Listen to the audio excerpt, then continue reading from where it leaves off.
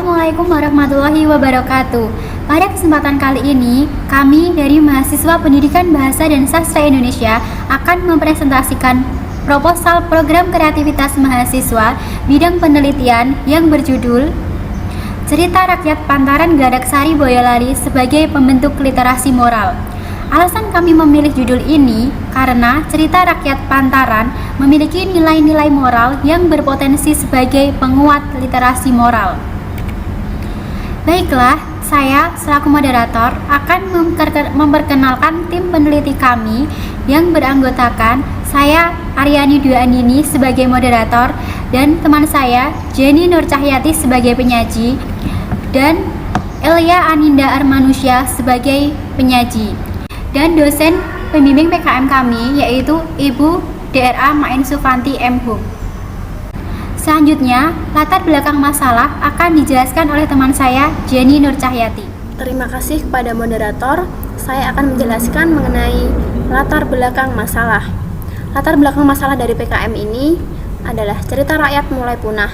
Hal ini disebabkan oleh globalisasi yang menyebabkan musnahnya cerita rakyat. Kemudian faktor sosial. Generasi muda saat ini sangat minim pengetahuan tentang keberadaan cerita rakyat karena berkurangnya penutur cerita rakyat, sehingga menyebabkan moral anak menjadi menurun. Untuk mengatasi hal ini, sastra dipandang mampu memberikan akses mengembangkan wawasan berpikir bangsa. Di sisi lain, budaya Jawa juga dikenal mampu membentuk dan menata moral masyarakatnya. Cerita rakyat Pantaran Gladaksari Boyolali menawarkan kedua hal ini, yakni sastra berbasis budaya Jawa. Dalam cerita rakyat, memuat kearifan lokal karena merupakan bagian dari budaya masyarakat yang diwariskan secara turun-temurun.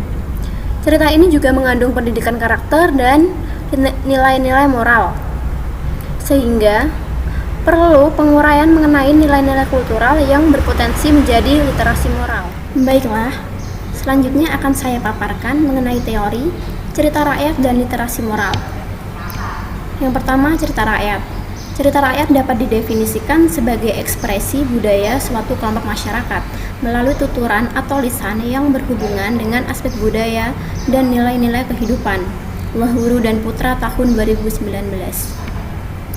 Menurut A.S. William Bascom, penggolongan cerita rakyat ada 3. Yang pertama, mite atau mitos. Yang kedua, legenda. Yang ketiga, dongeng. Dan cerita rakyat Pantaran termasuk ke dalam golongan legenda karena menceritakan asal-usul desa Pantaran. Selanjutnya, literasi moral. Literasi moral adalah kemampuan dalam memahami bacaan untuk menemukan ajaran moral yang ditafsirkan melalui cerita dan menuangkannya dalam tulisan. Wahidah tahun 2017. Lanjut mengenai gambaran cerita rakyat Pantaran. Asal-usul desa Pantaran bermula dari Sang Wiku yang tinggal di lereng Gunung Merbabu. Ia dikenal sakti dan suka menolong. Suatu hari ia kedatangan Syekh Maulana Ibrahim Mahripi untuk menyebarkan agama Islam. Hingga akhirnya banyak masyarakat yang belajar agama kepada keduanya. Kemudian Syekh Maulana Ibrahim Mahripi membangun sebuah masjid. Karena pembangunan masjid tersebut sepantaran dalam bahasa Jawa yang artinya bersamaan dengan pembangunan Masjid Agung Demak, maka masjid dan desa itu dinamakan Desa Pantaran. Kemudian Sang Wiku dikenal dengan nama Ki Ageng Pantaran. Nah, ini merupakan gambaran mengenai Masjid Pantaran. Ini merupakan petilasan Syekh Maulana Ibrahim Mahripi dan Ki Ageng Pantaran, dan ini merupakan gua peninggalan keduanya. Selanjutnya, tujuan. Yang pertama, mendeskripsikan struktur cerita rakyat Pantaran Gladaksari Boyolali. Kemudian yang kedua, mendeskripsikan potensi peran cerita rakyat Pantaran Gladaksari Boyolali sebagai pembentuk literasi moral. Selanjutnya, cara mencapai tujuan. Yang pertama, menentukan data dan sumber data. Yang kedua, menyusun instrumen untuk mengumpulkan data. Kemudian yang ketiga, menentukan metode pengumpulan data. Kemudian yang keempat, menentukan teknik validasi data. Yang kelima, analisis data dengan metode interaktif. Metode interaktif dimulai dari pengumpulan data, penyaringan data, penampilan data, kemudian penarikan kesimpulan atau verifikasi. Dari analisis data ini diperoleh hasil penelitian yang berupa deskripsi, data analisis yang berupa nilai-nilai moral dalam cerita rakyat Pantaran yang berpotensi penguat literasi moral. Kembali bersama saya yang akan menjelaskan rencana pelaksanaan PKM. Tahap yang pertama, perizinan, yakni penentuan sumber data dan data, kemudian penyusunan instrumen untuk mengumpulkan data. Yang kedua, pelaksanaan penelitian, yang meliputi pengumpulan data yang dilakukan melalui observasi dan wawancara. Tahap kedua adalah analisis data, yakni dilakukan dengan pengumpulan data, reduksi data, verifikasi data, dan simpulan. Ini merupakan analisis data model interaktif. Selanjutnya penyusunan. Dan yang ketiga adalah laporan penelitian. Selanjutnya prediksi hasil dan luaran penelitian. Yang pertama, prediksi hasil. Laporan penelitian yang berisi struktur cerita rakyat Pantaran dan potensi cerita rakyat Pantaran sebagai pembentuk literasi moral. Yang kedua adalah luaran. Penelitian ini diharapkan akan menghasilkan luaran yang dipublikasikan dalam jurnal ilmiah ber-ISSN dan dipresentasikan dalam seminar nasional. Jurnal yang akan kami publikasikan berjudul Nilai-nilai Moral Melalui Kegiatan Literasi Cerita Rakyat Pantaran Gadaksari Boyolali.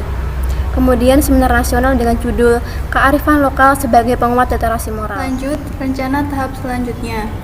Berdasarkan hasil rumusan masalah, diperoleh hasil analisis struktur dan hasil penguat literasi moral yang potensial dikembangkan menjadi bahan ajar sebagai rekomendasi penelitian pengembangan bahan ajar dan penguatan pendidikan karakter yang diterapkan di SMP. Baiklah, saya sebagai moderator akan menyampaikan penutup yang berupa kesimpulan dan saran. Kesimpulan dari PKM ini yaitu berdasarkan analisis struktur cerita rakyat Pantaran, penokohan dalam cerita ini mengajarkan nilai-nilai moral sehingga berpotensi menjadi pembentuk literasi moral. Kemudian saran bagi peneliti yaitu bisa melanjutkan penelitian ini sebagai pengembangan bahan ajar. Saran untuk masyarakat, menjaga cerita rakyat Pantaran sebagai kearifan lokal. Selanjutnya yaitu daftar pustaka. Ini merupakan daftar buku dan artikel dan dari jurnal nasional maupun internasional yang kami kutip dan dijadikan sebagai bahan referensi. Kami mengucapkan terima kasih kepada Allah Subhanahu wa Ta'ala yang telah melimpahkan nikmat kepada kami sehingga dapat menyajikan proposal PKM ini. Selanjutnya, kami juga mengucapkan terima kasih kepada kedua orang tua kami yang selalu memberikan dukungan dengan penuh kasih sayang. Selanjutnya, kami juga mengucapkan terima kasih kepada Ibu Maen Sufanti selaku dosen pembimbing kami yang tak henti-hentinya memberikan masukan dan motivasi untuk selalu berkarya dan berprestasi walaupun di tengah pandemi. Terima kasih kepada BEM FKIP UMS yang telah menyelenggarakan kegiatan WPKM dengan menarik. Selanjutnya, kami juga mengucapkan terima kasih kepada Dewan Juri yang telah memberikan kesempatan kepada kami untuk tampil pada hari ini. Selanjutnya, kami berharap segala hal baik sebagai hasil dari sajian prestasi pada hari ini. Terima kasih atas perhatian teman-teman. Semoga pandemi segera pergi dan kita bisa bersanding lagi. Amin. Sekian dari kelompok kami. Semoga bisa bermanfaat. Wassalamualaikum warahmatullahi wabarakatuh.